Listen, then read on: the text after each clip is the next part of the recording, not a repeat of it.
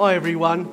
Today when selling your property, I want to talk about the 4 Ps.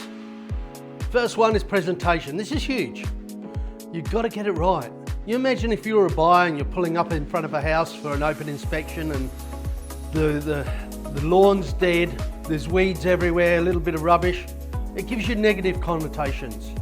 And then when you go inside the house, you're looking for those negative things. All right? You're looking to see if the drawers are dirty or scuff marks on the walls. So therefore, it's going to be a downward pressure on the price. Secondly, promotion. All right, so we've done the house up as beautifully as possible. It looks like a show home.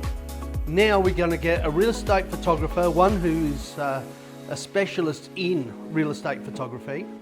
And then we're going to get those photos and get it out to as many buyers as possible. We're going to use everything at our disposal, be it social media, not just realestate.com, but all the social media real estate portals.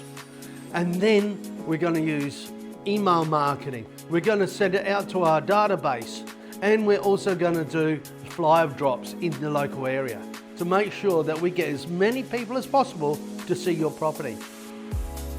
Thirdly is position. Now, you say, well, I can't pick my house up and put it somewhere else. Yes, but you've got to take it into context. There might be a prestige premier property suburb, and that gets a very high price. And if you're in that area, in that suburb, that's fantastic. But if you're in the next suburb over or the one over from that, you've got to be mindful that your house is not going to get probably the same as if it was in that prestige suburb. And fourthly, we've got to look at price. Now this is big. Price is huge. Some of the best houses in the world have not sold because of price. Now, if we get there and we put your house on over what the market expects for your property, then it's likely it's going to sit there and sit on the market, going to get a little bit stale. After a week, 2 weeks, maybe a month, people are going to wonder, all right, what's wrong with that property? It's been sitting there for ages, no one's buying it. So it starts going down.